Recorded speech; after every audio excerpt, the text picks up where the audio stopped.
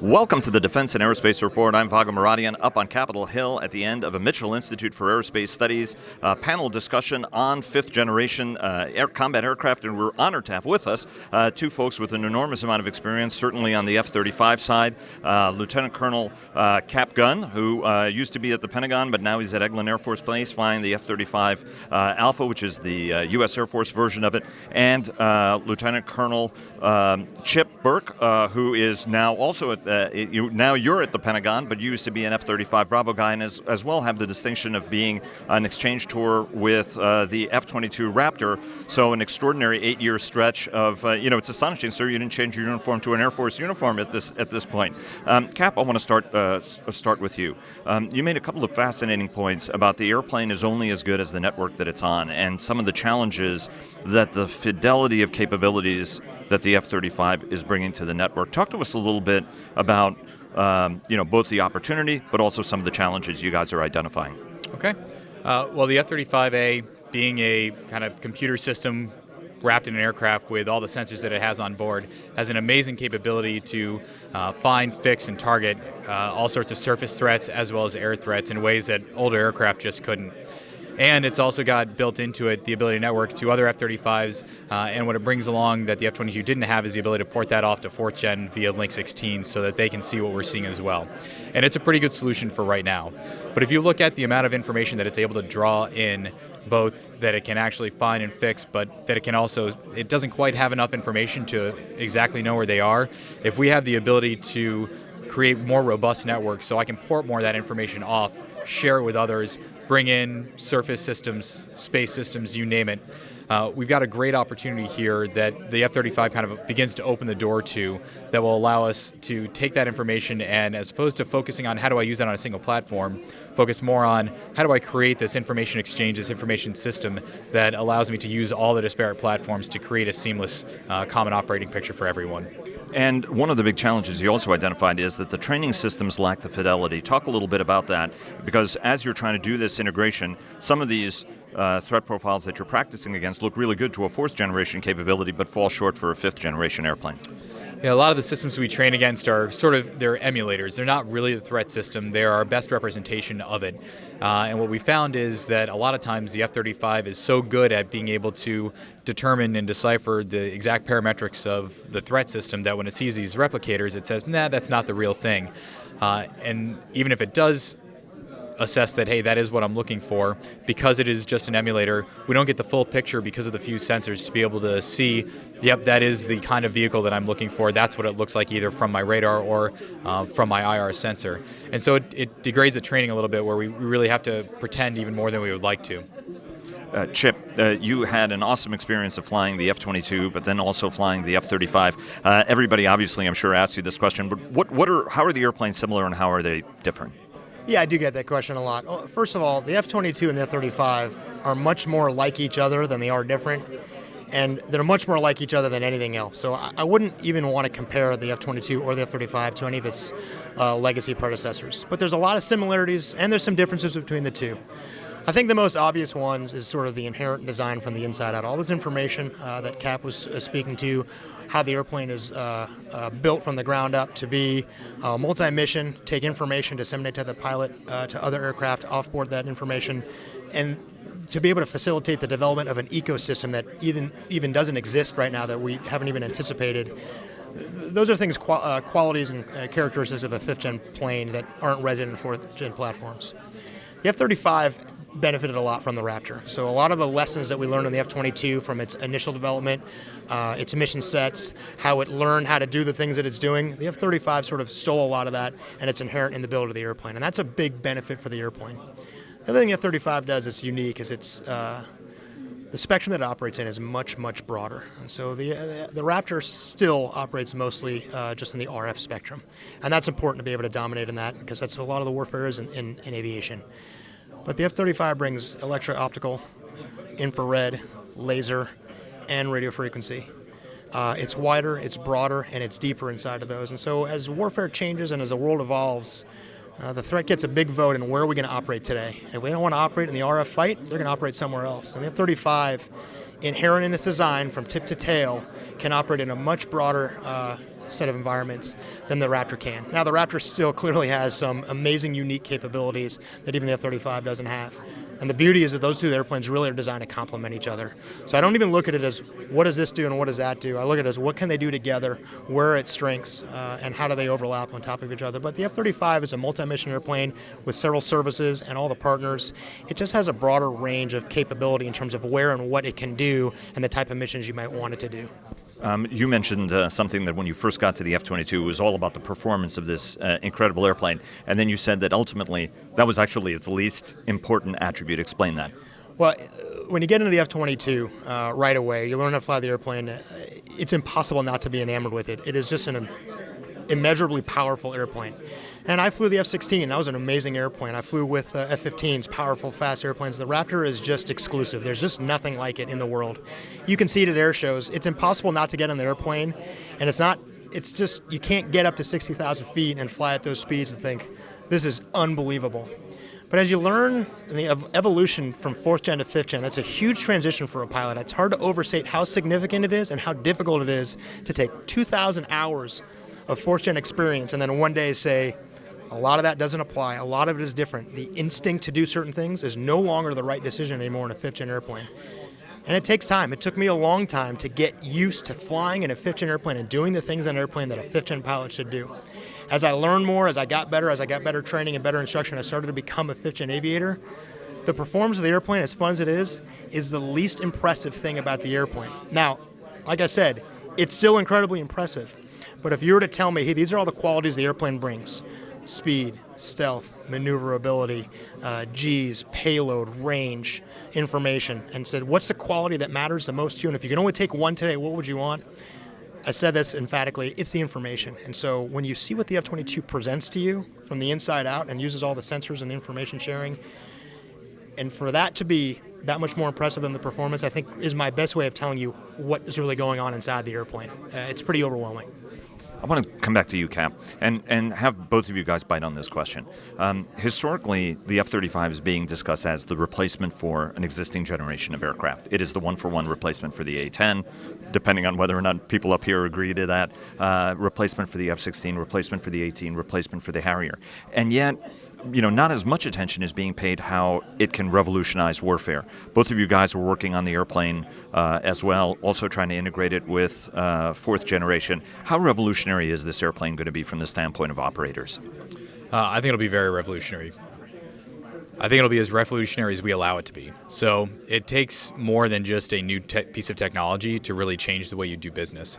And I think just like Chip brought up, if I look at it as just a fighter, if I look at it as just a replacement, then I probably won't change the way I need to really take advantage of what it can do to really revolutionize how we fight.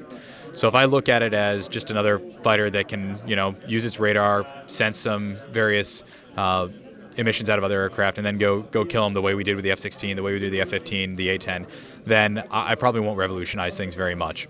But if I really look at it as with the computing capability that's inside of it, its ability to get information from that broad spectrum that Chip talked about, and be able to port that off to other platforms, to integrate other platforms, to really be a forcing function for us to look at our overall ecosystem, our structure of how do all these pieces and parts fit together. And instead of focusing at the tip of the spear and at the front end and say, all right, well, here I have this great combat capability, how do I fit it into everything, fit it into the rest of the combat force? Taking a step back and saying, all right, what do I want to create that houses this combat force? What is kind of the Internet of Things that I want to create for all of my 5th gen fighters and beyond that will allow them to plug and play and really be able to operate and integrate together to really revolutionize warfare? And that's where you start bringing in unmanned aircraft, new weapons, you name it. That will be the revolution, to take us a step further from where we've been and to go for the next 20, 30 years. I think what Cap just said was a great way to put it. It's going to be as revolutionary as we allow it to be. It's impossible to overstate the potential of the airplane. You can't just say it can do this, this, and this, and there's the limits. What the airplane does or what it can do, the worst thing that we do right now and the worst thing that we can do is take a template of the previous generation of airplane, overlay it on top of the F-35 and say, ooh, what's different here? And where's a little bit of nuance change of this? And maybe performance is a little bit better, or this system's a little bit better, the sensor's a little bit better. Look, pilots are habitual creatures. We do things habitually. We had a lot of success as fourth-gen aviators doing the things that we did. And it's hard to have someone say, that's not how we do it anymore. And here's all the reasons why. I said it in the discussion earlier, the airplane is not a fighter. We put an F in front of it, it looks like a fighter, it even behaves like a fighter. But where that operates, where that thing can reside is totally different. And I think the farther we step back from wanting it to be a fighter, the more opportunity is there. And that's why I'm the biggest advocate of the sooner we get the airplanes to the pilots in the fleet, the better it is for everybody. Because what Cap and his guys are doing, what I saw and what's happening every day is a fifth-gen aviator gets that airplane, and every mission it comes back and he's like, you know what? Look what I did here, here, and here. You know what we should think about here and here? Let's get back to the engineers and talk about this. Let's get back to the contractors and talk about this. All the growth of the airplane, all the evolution, where this thing changes over time, it's all internal to the people that are flying it. It's not in a brochure, and it's not at the assembly line. It's in the pilots when they have the airplane in their hands. And the most amount of growth is happening in the operational test, the FRS, and the operational world, because they're the ones flying with it. The sooner we give it in the hands of the pilots that are given the opportunity to fly it and given the responsibility to say, make this thing relevant in 2030, make this thing relevant in 2040. That's where the growth and the learning comes from. So if you want to limit the airplane, you can certainly do that. If you want to create unlimited opportunity, put it in the hands of somebody and say, we don't know what warfare looks like in 2030. We don't know what this airplane is supposed to be doing in 2030. We have these particular missions that we know we're going to operate, but what about all the other opportunity that's there? That's where the growth is coming from in the airplane. And so ask me that question, 5 years is going to be different, 20 years is going to be different. Like I said, the potential is it's impossible to overstate. Camp, I want to give you the last word. When you were looking at this, one of the comments you made is that the aircraft itself is actually generating the picture. It's sniffing the air, finding things that you as a 15 guy couldn't see, or you as an 18 guy couldn't see when you guys were up there and you were operating. And one of the things you said is, I want to be able to get some of this information to record it and pass it along. How long, what are some of the things that you guys are already looking at and saying, hey, look, these are things that have to be priorities as we go forward to build either a better vacuum. You're already vacuuming it, but you're not necessarily recording everything. I think that even more, so the aircraft is in a kind of nascent phase right now. It's getting close to being done with SDD, so it's getting close to its full operational capability. And I think as we've seen what its capabilities are, that's begun to really open the aperture for what processes do we need to create behind it to be able to take all that information and make it useful and use it more so than just on the aircraft, but to offboard it. I don't think we're there yet, but I think there's a great potential in the future. In terms of prioritization, I can't really speak to that just because it's pretty far in the future. I think it is gaining in priority, and the more we have conversations like this, the more that people start realizing that it's not just the aircraft in and of itself that's going to be the combat function, but the information that it's taking in and fusing with other systems afterwards that are really going to add significant value, the more it'll become a priority in the future. And let me ask one more thing about fourth gen. How there is a question that's asked, how easily does this airplane work with the fourth generation fleet? From your guys' standpoint, how seamlessly is that interaction? And moreover, give us some real-world examples that you guys saw where you guys were working with fourth-generation airplanes, and it was sort of like the hand of God intervening, which was the 35. We just went up to Wisconsin, up to Volk Field for an exercise, Northern Lightning, this summer, and we brought up 14 F-35s, and for a lot of the folks up there, F-16s, F-18s, there were Super Hornets, Growlers. It was the first time they had actually integrated with the F-35, and some of them the first time they'd ever integrated with 5th Gen at all. And to see their change in perspective from the beginning, where they were using us just like any other 4th Gen aircraft, and kind of thinking, all right, well, you guys can do a strike train, you'll fly this black line, go drop your bombs, and then return to base. To see that from day one to where they were at the end of week 2, where their eyes were really open to what the aircraft actually brought to the fight, and they changed where they were placing us, where they weren't really placing us anywhere, and they were letting us do our thing and put ourselves where we needed to be, and to help put them where they needed to be in order to be more effective, was pretty eye-opening, and that's just what the jet brings to the fight. I got to do a lot of integration, started with the Raptor, so one of my best experiences was taking 4 F-22s down to Miramar and fly with the Marine Weapons School in 2010, 6 years ago. even as simple as just being in an F-22 and then saying something on the radio for a fourth-gen airplane to give them information it doesn't have is illuminating. There's a long answer here, but the short answer is I've done integration with every fourth-gen platform in a fifth-gen airplane, whether it's F-22, F-35, F-16s, F-15s, F-15Es, F-18Cs, F-18Es, and Fs. I have never once, ever flown with a fourth-gen airplane where it wasn't better for them and for us being there, not one time. And never once flew in a mission where lethality and survivability didn't go up on both sides. So there's a lot of different ways that happens. The F-35 does a much better job than the Raptor did of automating that interaction, but there's still techniques in place for us literally via communication to offer information and help make decisions and provide information to help them make decisions that enhances their ability. Again, there's environments out there that fourth-gen airplanes can't fly, and even our presence there cannot facilitate that. And that's in certain places, and that certainly off in the future is going to be a reality. But in the interim, there is yet to be one setting where I didn't come back and have everybody in the flight say, that was better having you there, and it really wasn't that hard. So I think it's just a fact of life that fifth-gen airplanes enhance everybody. And range, that's one question everybody asks. So it's a really, really short-range aircraft. How does it range? What's a really short-range aircraft? Well, the criticism sometimes made of F-35 is, wow, this is this very, very short-range aircraft. But, if you look at it in comparison to early modern 18s or Harrier or a number of other airplanes, it would have range. How's the range of the aircraft from an operator's perspective? I think people that say it doesn't have the range are someone that probably looks at a single-engine aircraft and thinks, oh, it's just an F-16.